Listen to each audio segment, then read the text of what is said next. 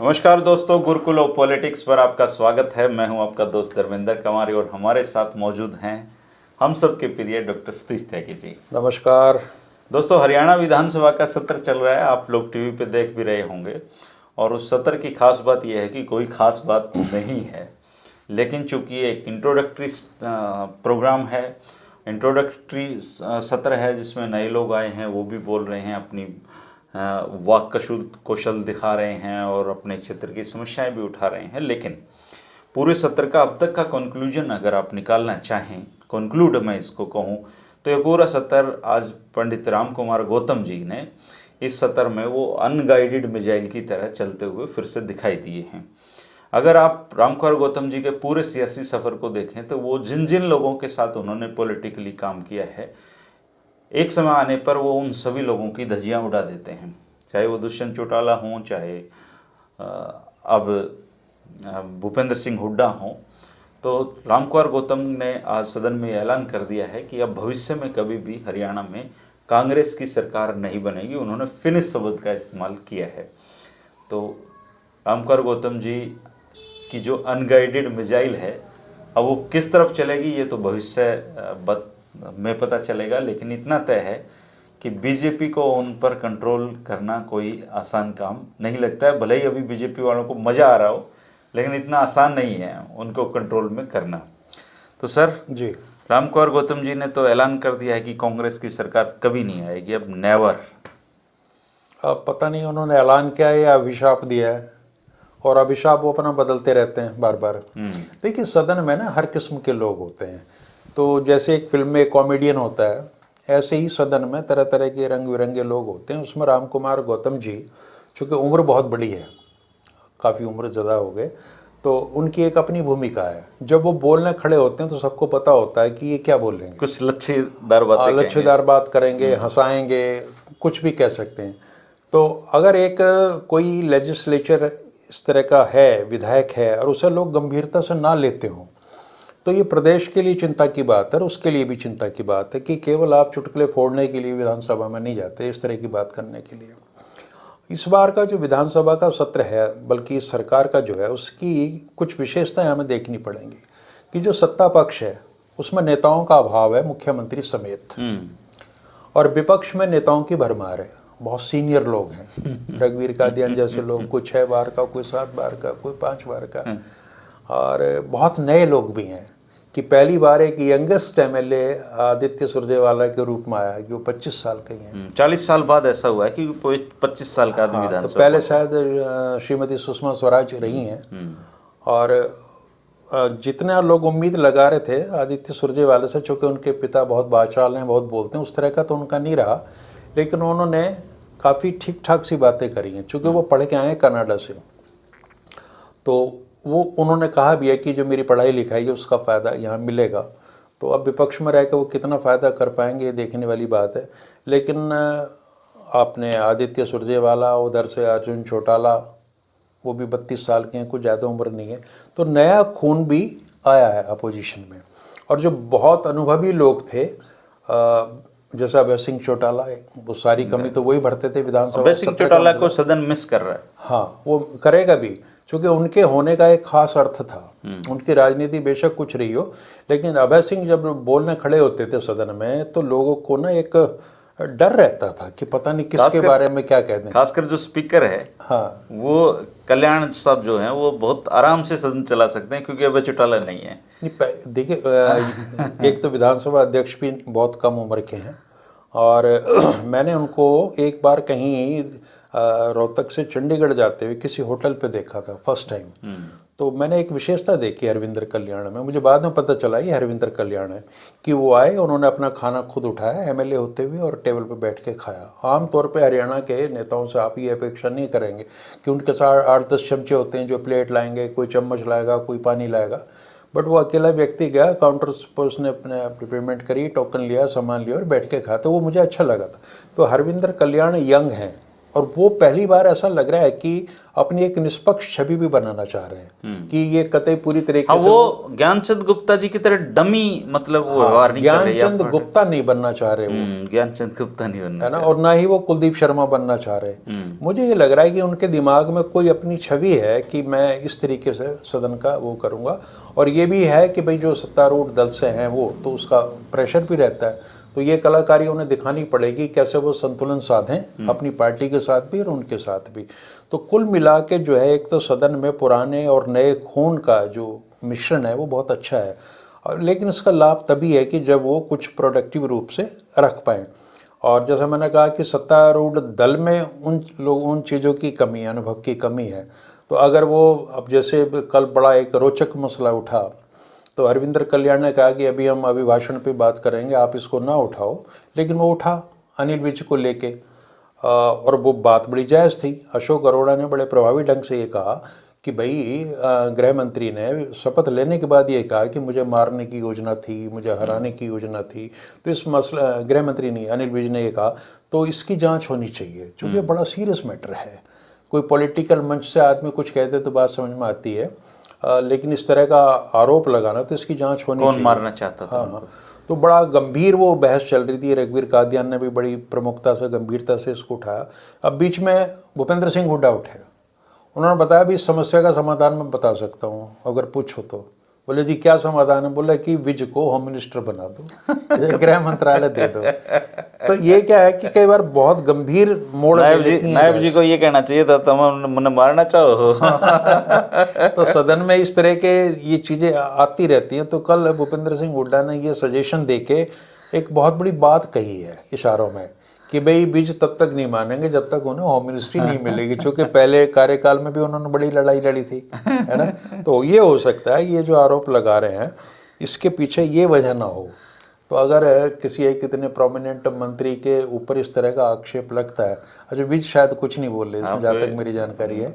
एक चीज और भी देखिए आप, हाँ, अनिल विज इकलौते ऐसे नेता हैं जो बीजेपी के इन तीनों कार्यकाल में मंत्री हैं। बाकी तो कोई एक टर्म, कोई 2 टर्म चला, फिर बीच में ड्रॉप हो गया, कोई हार गया और गया, लेकिन वो 14 से लेकर अब तक चले हुए हैं।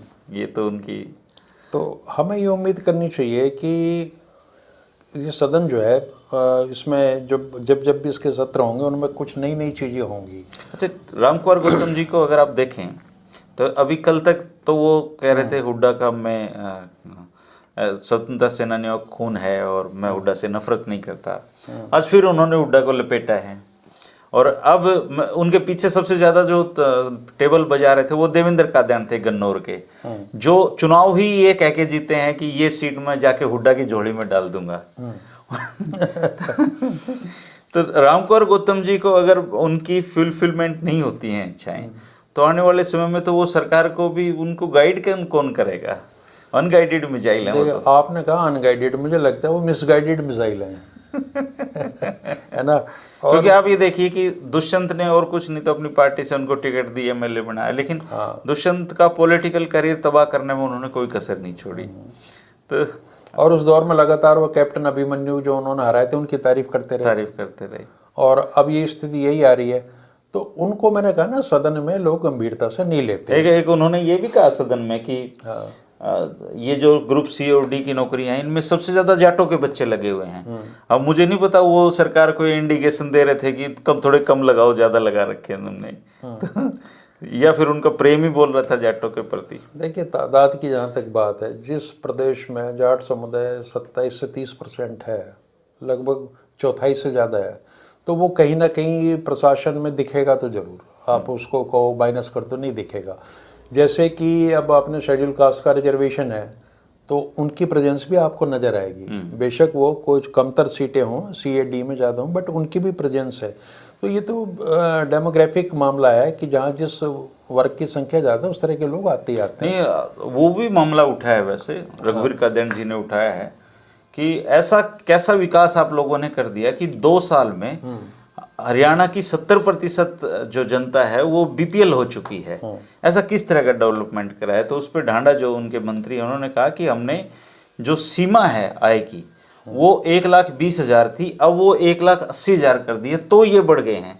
यानी कि इससे एक चीज खुद ही मान ली है सरकार ने कि हरियाणा में 70% जनता ऐसी है जो साल में 1,80,000 रुपए जिनकी टोटल आमदनी बनती है।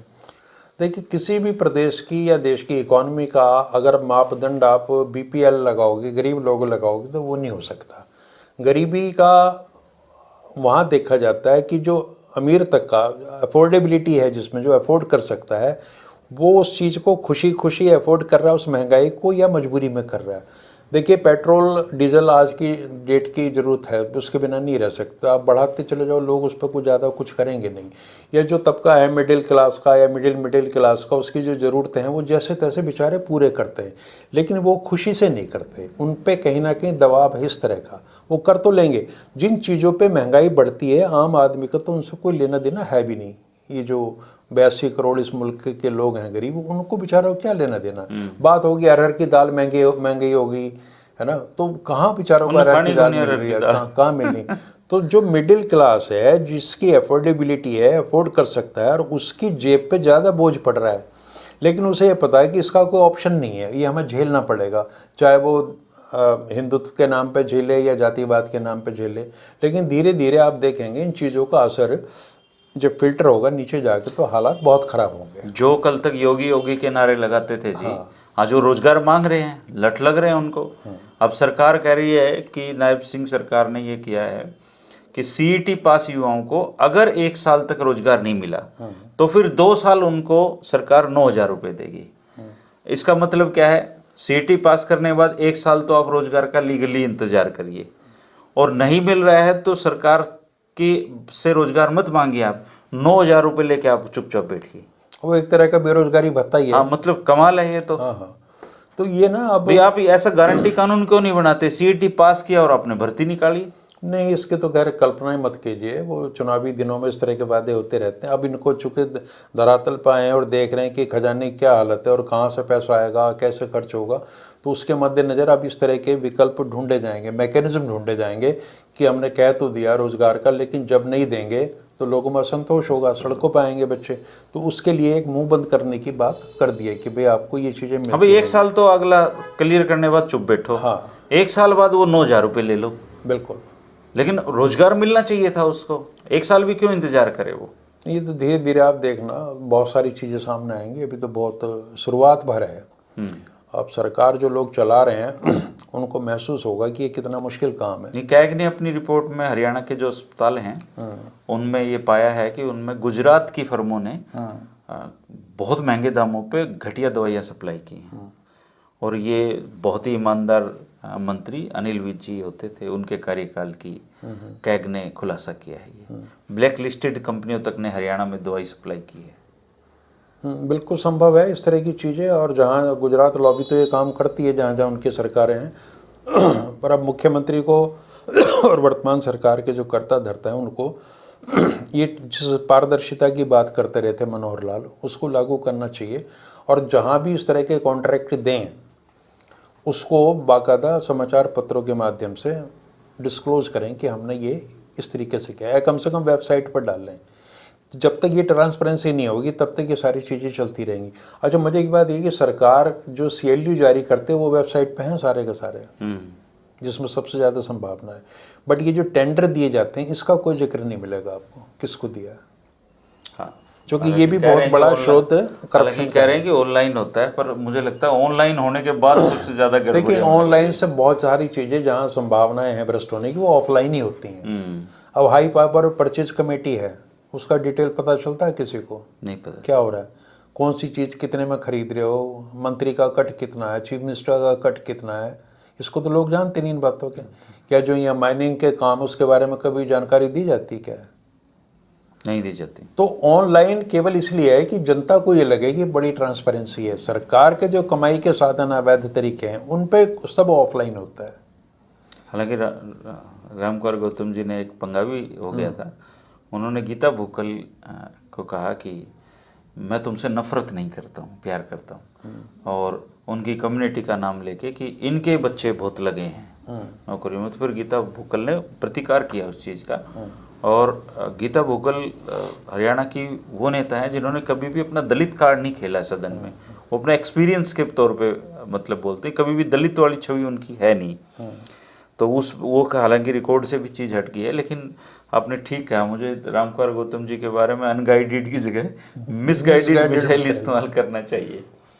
खैर अभी तो लेकिन अनुभव की कमी दिखती है सत्ता पक्ष में ना। अब बिल्कुल है, ले देखे सारा वो कृष्ण बेदी जी के कंधों पे कार्यभार दिखता है मुझे वहाँ पे, क्योंकि अनिल विज उतने अच्छे वक्ता है नहीं है कि जो सामना कर सकें।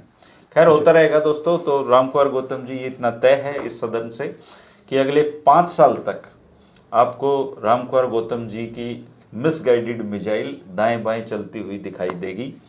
और उन्होंने ये ऐलान तो कर ही दिया कि अब प्रदेश में कांग्रेस की सरकार आनी नहीं है, तो फिर चुनाव की कोई ज़रूरत भी नहीं है, क्योंकि बीजेपी आती रहेगी। लेकिन विपक्ष के तौर पे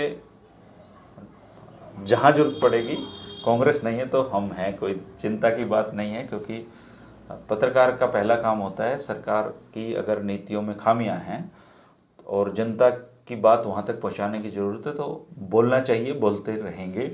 और आप 5 साल तक रामकुमार गौतम जी के लतीफ़ों का आनंद उठाते रहिए। छोटा सा वीडियो था, बात करते रहेंगे। और जो साथी चैनल को पहली बार देख रहे हैं वो चैनल को सब्सक्राइब कर लें, पुराने साथी बने रहें। जो साथी योगदान देना चाहते हैं वो योगदान दे सकते हैं। शुक्रिया, नमस्कार। नमस्कार।